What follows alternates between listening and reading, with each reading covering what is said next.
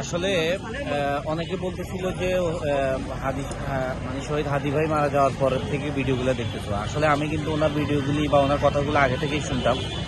আমার কাছে সত্যি যেটা পারসেপশন বা উপলব্ধি যেটা, সেটা হচ্ছে যে ওনার প্রতিটা কথা একটা বারুদের মতো।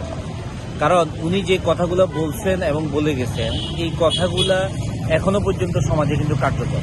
এবং আমাদের সমাজে যে প্রবলেমগুলো রয়েছে, এই প্রবলেমটা নিয়ে উনি কিন্তু কথা বলছে। এবং উনি সমাজের যে একটা যে ভিতগুলো ছিল, যে মানে সমাজে যে প্রবলেমগুলো ছিল, এই প্রবলেমগুলোর মূলে কিন্তু উনি কুঠোরাঘাত করছিলেন আর কি। তো এই জন্যই হয়তো ওনাকে জীবন দিতে হয়েছে। আজকে আমি অফিসে এখানে আসলাম, আমি চিন্তা করলাম যে হাদি ভাইয়ের একটু কবরটা একটু জিয়ারত করি। এখানে এসে যেটা দেখতে পারলাম যে আমি মসজিদে ওই পাশ দিয়েও নামাজ পড়ে ওখানেও দেখলাম প্রচুর মানুষ, ওনার জন্য যে পরিমাণ আবেগ, সেই আবেগটা অন্যরকম, যেটা ভাষায় প্রকাশ করার মতো।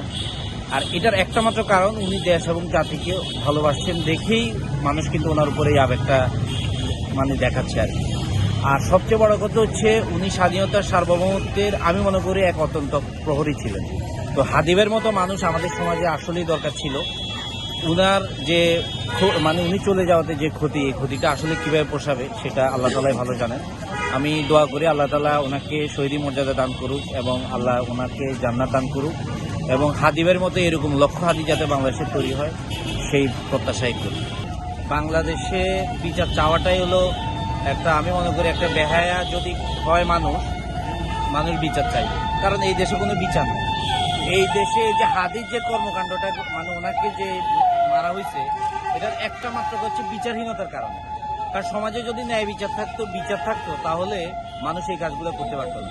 তো বিচার চেয়ে লাভ নেই, তারপরেও আমরা আশাহত হতে চাই না। আমরা চাই যে অবশ্যই ন্যায় বিচার হবে এবং হাদির যে হত্যাকারী আছে ওনারা অবশ্যই গ্রেপ্তার হবে এবং দৃষ্টান্তমূলক শাস্তি অবশ্যই আসা। দেখেন, এটা শুধু হাদি ভাই যে তা না, মানে যারা সত্যিকার অর্থে মানুষ তারাই ইনসাফের পক্ষে কথা বলছে।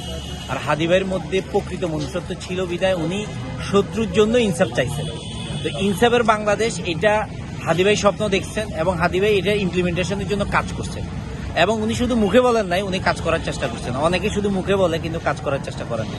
আমি চাই যে হাদি ভাই যে ইনসাফ কায়েমটা করার চেষ্টা করছেন, অথবা উনি যেটার পক্ষে লড়ে গেছেন, এই ধরনের ইনসাফ সমাজে প্রতিষ্ঠিত হোক, এটা অবশ্যই আমি চাই। এবং উনি যে ইসলামিক যে চিন্তা চেতনা ধারণ করতেন, বাংলাদেশ হচ্ছে পৃথিবীর দ্বিতীয় বৃহত্তম মুসলিম দেশ। এই মুসলিম দেশে ইসলামিক চিন্তা চেতনা এগুলো থাকবে, এটা স্বাভাবিক। আমরা আমাদের সমাজে আমরা ছোটবেলা থেকেই একটা ইসলামী আদর্শ এবং ইসলামী একটা সমাজে বা একটা মানে কনজারভেটিভ একটা সমাজে আমরা বসবাস করে বা বড় হয়েছি আর কি। তো আমরা সবাই চাই যে এই দেশটা আসলে ইসলামের আদলে। ইসলাম তো এমন একটা বিষয়, এটা তো সবার জন্যই প্রযোজ্য, হিন্দু বৌদ্ধ খ্রিস্টান সবার জন্য প্রযোজ্য। কেন প্রযোজ্য? কারণ ন্যায় বিচার এটা কেউই চায় না, এরকম কেউ নাই। কিন্তু ইসলামের ন্যায় বিচার আছে, সাম্য আছে, মানবিক মর্যাদা আছে। তো এগুলো তো প্রত্যেকটা মানুষের এক্সপেকটেশন। এটা ইসলাম বলে তো কথা নেই। ইসলাম যেটা চায় সেটা হচ্ছে মানুষের যে মনের যে খোরাকটা, যেটা সেটা ইসলামের মধ্যেই পাওয়া যায়। এই জন্যই আমরা চাই যে ন্যায় বিচার প্রতিষ্ঠিত হোক, ইনসাফ কায়েম হোক।